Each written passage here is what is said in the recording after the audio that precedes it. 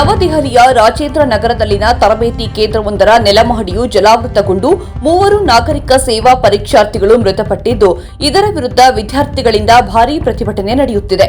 ಈ ಘಟನೆಗೆ ಮಹಾನಗರ ಪಾಲಿಕೆಯ ನಿರ್ಲಕ್ಷ್ಯ ಕಾರಣ ಎಂದು ಪ್ರತಿಭಟನಾ ನಿರತ ವಿದ್ಯಾರ್ಥಿಗಳು ಆರೋಪಿಸಿದ್ದು, ಪರಿಸ್ಥಿತಿಯನ್ನ ನಿಯಂತ್ರಣದಲ್ಲಿಡಲು ಸ್ಥಳಕ್ಕೆ ಅರೆ ಸೇನಾಪಡೆಯನ್ನ ಕರೆಸಲಾಗಿದೆ. ಮೃತ ವಿದ್ಯಾರ್ಥಿಗಳನ್ನ 25 ವರ್ಷದ ತನಿಯಾ ಸೋನಿ, ಶ್ರೇಯಾ ಯಾದವ್ ಹಾಗೂ 28 ವರ್ಷದ ಡೆಲ್ವಿನ್ ಎಂದು ಗುರುತಿಸಲಾಗಿದೆ.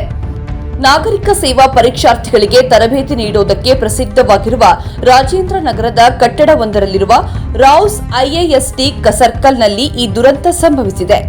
ಈ ಸಂಸ್ಥೆಯ ನೆಲಮಹಡಿಯಲ್ಲಿ ಗ್ರಂಥಾಲಯವಿದ್ದು, ಅಲ್ಲಿ ಕೇವಲ ಒಂದೇ ದ್ವಾರವಿತ್ತು ಎಂದು ಹೇಳಲಾಗಿದೆ. ನಿನ್ನೆ ಸುರಿದ ಭಾರೀ ಮಳೆಯಿಂದ ಈ ನೆಲಮಹಡಿ ಜಲಾವೃತಗೊಂಡಿದೆ. ಈ ಸಂದರ್ಭದಲ್ಲಿ ಗ್ರಂಥಾಲಯದಲ್ಲಿ ಕನಿಷ್ಠ ಪಕ್ಷ 20 ಮಂದಿ ವಿದ್ಯಾರ್ಥಿಗಳಿದ್ದರು ಎಂದು ವರದಿಯಾಗಿದೆ.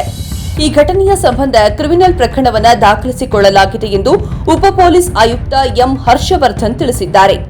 ನಮ್ಮ ವಿಧಿವಿಜ್ಞಾನ ತಂಡಗಳು ಸ್ಥಳಕ್ಕೆ ಧಾವಿಸಿದ್ದು, ನಾವು ಸೂಕ್ತ ತನಿಖೆ ನಡೆಸಿ ಸತ್ಯವನ್ನ ಪತ್ತೆ ಹಚ್ಚಲು ಬದ್ಧರಾಗಿದ್ದೇವೆ. ಈ ಸಂಬಂಧ ಇಬ್ಬರನ್ನ ವಶಕ್ಕೆ ಪಡೆಯಲಾಗಿದೆ ಎಂದು ಅವರು ಹೇಳಿದ್ದಾರೆ. ರಾಷ್ಟ್ರೀಯ ವಿಪತ್ತು ನಿರ್ವಹಣಾ ತಂಡವು 3 ಮೃತದೇಹಗಳನ್ನು ಇಲ್ಲಿಯವರೆಗೆ ವಶಪಡಿಸಿಕೊಂಡಿದೆ. ಕೊನೆಯ ಸುತ್ತಿನ ಶೋಧ ಕಾರ್ಯ ಮುಂದುವರೆದಿದೆ. 3 ವಿದ್ಯಾರ್ಥಿಗಳನ್ನು ಆಸ್ಪತ್ರೆಗೆ ರವಾನಿಸಲಾಗಿದ್ದು, 13 ರಿಂದ 14 ವಿದ್ಯಾರ್ಥಿಗಳನ್ನು ರಕ್ಷಿಸಲಾಗಿದೆ. ಅವರೆಲ್ಲ ಸುರಕ್ಷಿತರಾಗಿದ್ದಾರೆ ಎಂದು ಅವರು ಮಾಹಿತಿ ನೀಡಿದ್ದಾರೆ.